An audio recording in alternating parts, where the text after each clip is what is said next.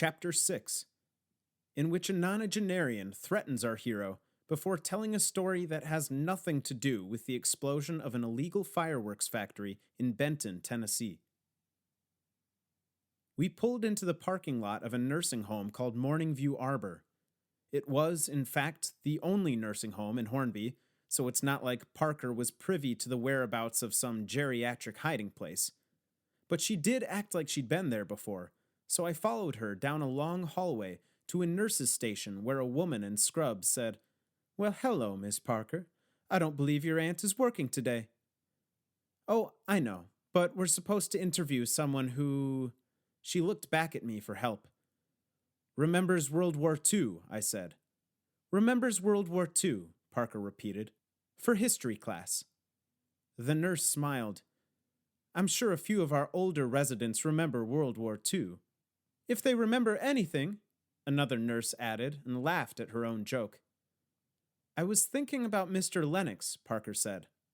"Oh, he'd love that," the nurse said. "He should be down in the big room." The storm had arrived, and I could hear rain falling hard on the roof as I followed Parker down what had to be the most depressing hallway in the history of hallways. There were colorful yet terrifying clown paintings hanging on the walls, and each room we passed contained one or two moaning or babbling or shouting old people lying helplessly in their beds.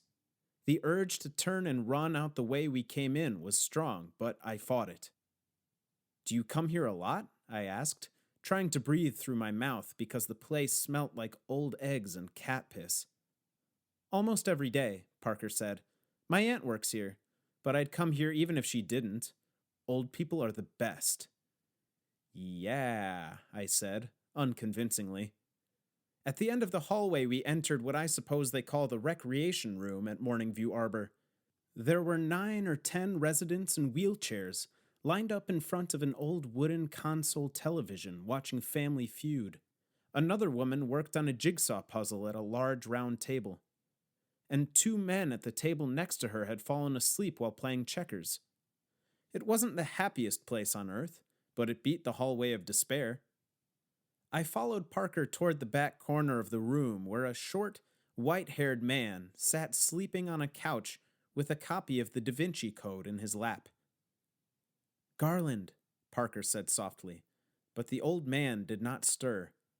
I thought for a moment he might be dead, but Parker shook him by the shoulder and Garland Lennox jolted awake, shouting, "Bogey at 4 o'clock!"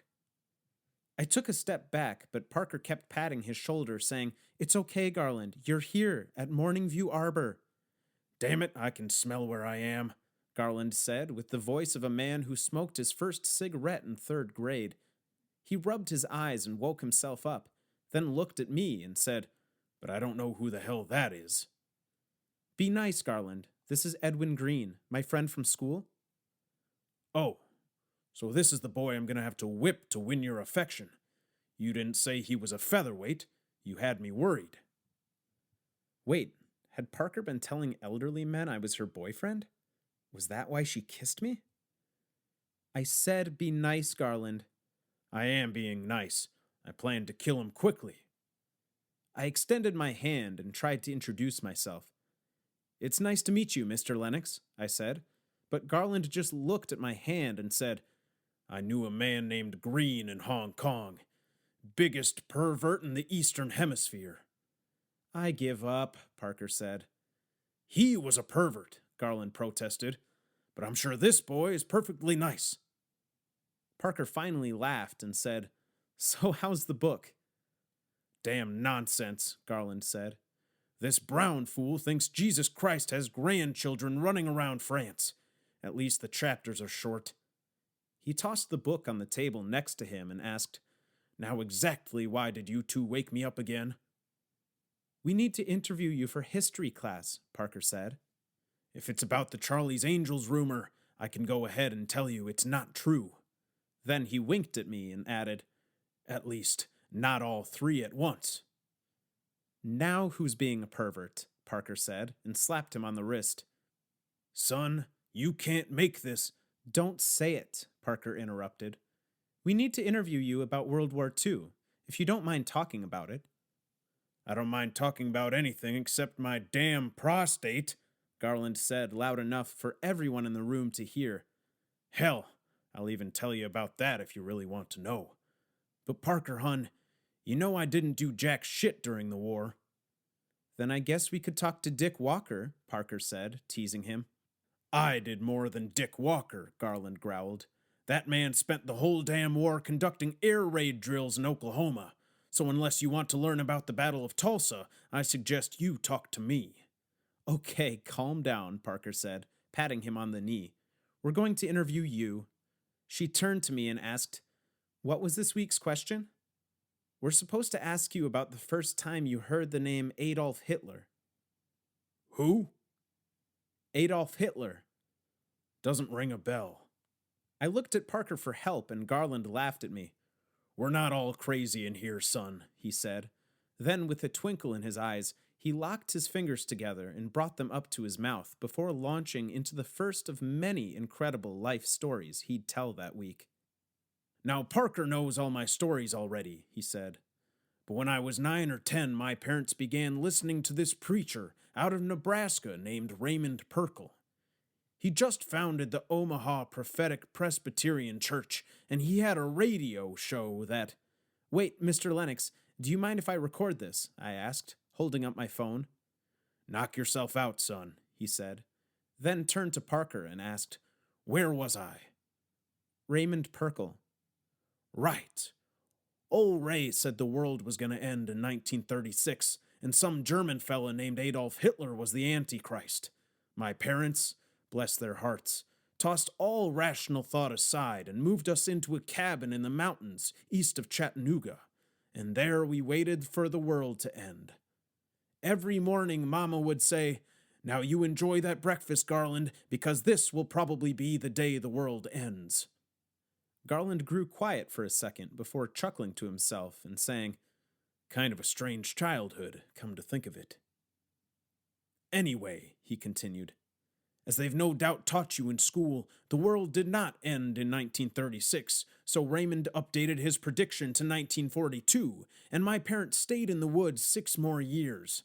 My dad farmed and hunted, and Mama taught me to read the King James Bible and what little math she knew. I was an only child, thank God, and I was 16 when the Japanese bombed Pearl Harbor. Of course, my folks didn't tell me about Pearl Harbor or what was going on in Europe. They just said the entire world was at war, but not to worry about that because the world was about to end anyhow. Lightning crashed outside, and I flinched at the thunderclap. Garland laughed at me and then pointed toward the television, which was now showing black and white snow. Damn zombies. They'll sit there and watch that fuzz until someone moves them. Should we turn the TV off? Parker asked. Doesn't matter. They seem to enjoy that just as much as the feud. The old man looked at the television again and shook his head before continuing his story. Looking back, he said, my folks must have anticipated a January end of the world, because by February 42 we were low on everything.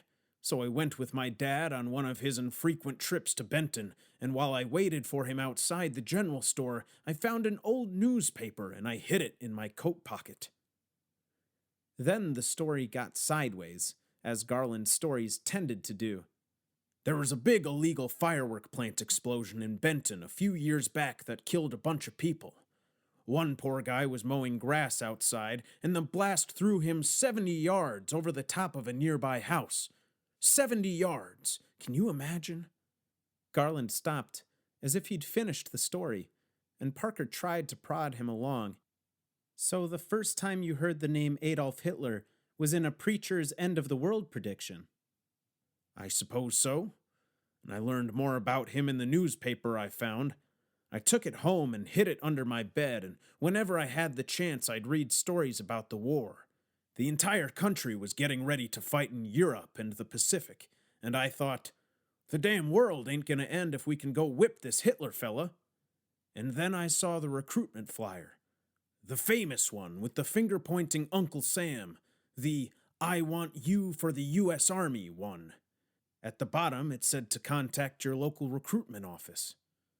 Now, Mama always said when the world ended, Jesus would take us up to heaven, and there we'd sing songs to him all day, every day, forever and ever, amen. I suppose that beats the alternative of burning in a lake of fire all day, every day, forever and ever, but still it didn't sound like a whole lot of fun to me.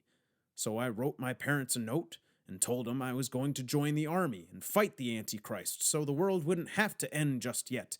And that night, I set off walking to Benton. I waited outside the post office, and when the postmaster came in, I told him I wanted to enlist.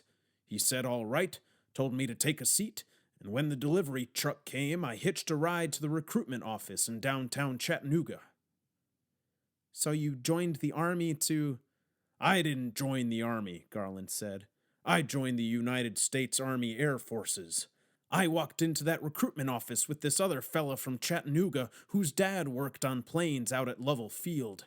The recruiter knew him and figured he'd make a good mechanic. Later, I learned if you volunteered, you could choose your branch of the service, but the recruiter signed me up for the Air Force without asking. Guess he thought me and that other guy were buddies since we walked in together. I tried again. So you joined the Air Force to fight the Antichrist and keep from going to heaven and singing songs to Jesus all day. Garland scowled at me. No, son. I joined the Air Force because I love my country. Sorry, I mumbled. Hell, now I'm wondering why you didn't enlist after 9/11. Because he was two, Garland, Parker said, coming to my aid.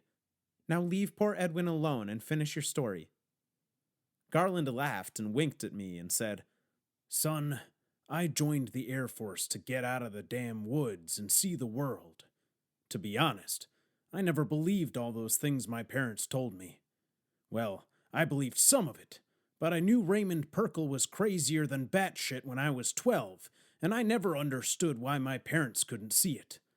That newspaper was my first glimpse of the outside world, and I wanted to see more of it. Joining the war was a chance to get away, so I took it, and it changed my life. The old man let out a long sigh, leaned in toward me, and said, You might get one chance like that in your life, son, and you damn well better be ready to take it, or it'll haunt you forever.